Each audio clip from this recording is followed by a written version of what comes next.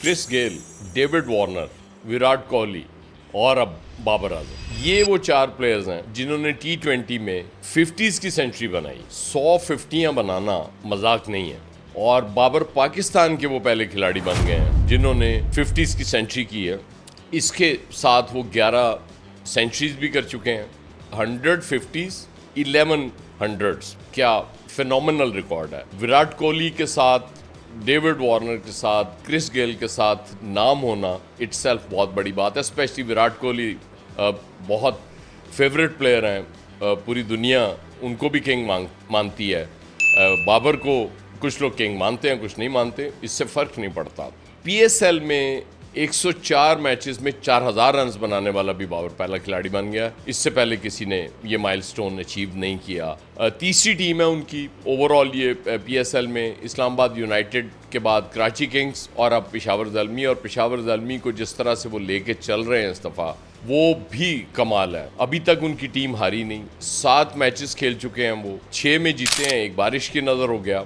और अब तक का उनका रिकॉर्ड ये है कि वो पावर प्ले में आउट नहीं हुए बाबर आजम। ये भी बहुत बड़ी बात है। अगर हम उनकी कल की इनिंग्स की बात करें तो आप ज़रा मुलाहिजा करें कि हारिस के बैट पे बॉल नहीं आ रही, उससे हिट नहीं लग रही, तो फिर चार्ज लिया बाबर ने। वो जो कल मैं बात कर रहा था कि बाबर को अपने स्ट्राइक रेट पे भी थोड़ा काम करना चाहिए, और वो कल नज़र आया मुझे। 51 बॉल्स पे 71 नॉट आउट, 8 विकेटों से आराम से उनकी टीम जीत गई। साउथ शकील अच्छे कप्तान लगे मुझे। उसका रीज़न ये है कि बाबर समझा जाता है कि वो स्पिनर पे कमज़ोर पड़ जाते हैं, तो उन्होंने पावर प्ले में अपने मैजिकल बॉलर अबरार अहमद को वो लेके आए, जिनसे 2 ओवर कराए। लेकिन अबरार का मुझे प्रॉब्लम ये लगा कि वो आउट करने के बजाय रन्स रोकने की कोशिश कर रहे थे। कप्तान जब किसी बॉलर को इस स्टेज पे लेके आता तो विकेटें लेने के लिए वो लेके आता है, वो रन्स रोकने के लिए नहीं लाता। खैर वो भी गुजर गया। फिर वो उस्मान तारिक से पहले खुद बॉलिंग करने आ गए, क्योंकि ये भी बाबर की वीकनेस समझी जाती है कि लेफ्ट आर्म लेग स्पिनर से वो जल्दी आउट हो जाते हैं। बाबर वो भी उससे भी आउट नहीं हुए। बहरहाल वो फिर खेलते रहे और एंड तक खेलते रहे और आउट ही नहीं हुए। लेकिन साउथ शकील ने कोशिश पूरी की। हाँ, अब जाहिर है बाज़ दफ़ा लक आपको फेवर नहीं करती, क्योंकि कहा यह जाता है कि जब बैट्समैन फॉर्म में होता है तो ये नहीं होता कि जहाँ बॉल है वहाँ उसका बैट जा रहा होता है, जहाँ बैट है वहाँ बॉल आ रही होती है। और कल बाबर जितना रिलैक्स मुझे कल नज़र आया, ये वो पीक के दौर की याद दिलाई है उसने मुझे, कि जब बिल्कुल कोई प्रेशर नहीं होता था उस पर, आराम से सुकून से हंसते मुस्कुराते हुए वो स्कोर कर लेता था।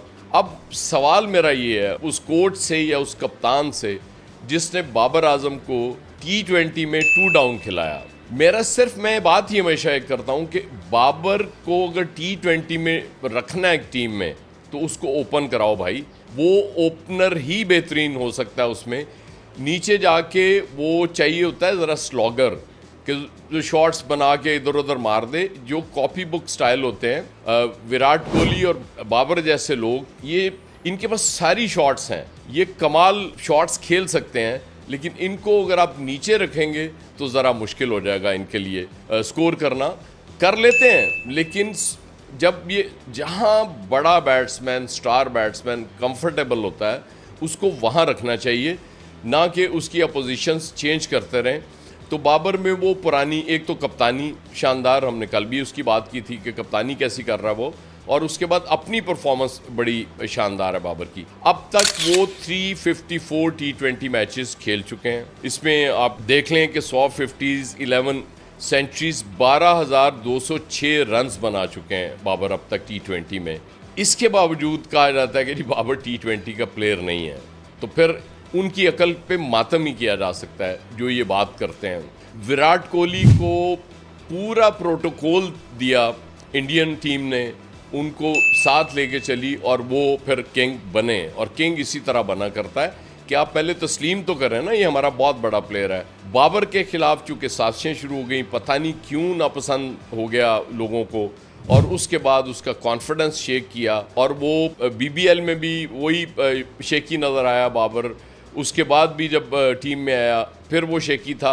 अब आके वो कॉन्फिडेंस उसका दोबारा से बहाल हुआ है, तो क्या पीसीबी उसके सिलेक्शन कमेटी और उनका कोच जो भी होगा वो फ़ायदा उठाएगा? ये सबसे बड़ा सवाल है, क्योंकि बाबर ने एक बार फिर परफॉर्म करके दे दिया है। उसने बता दिया है कि मैं आज भी ग्रेट हूँ, सबसे बड़ा प्लेयर हूँ पाकिस्तान का, सबसे स्टाइलिश प्लेयर हूँ पाकिस्तान का। एक और सुफियान मुकीम देख लें, उसने मुसलसल दूसरे मैच में 3 आउट कर दिए हैं, उसको भी इन एंड आउट रखा जा रहा है टीम से।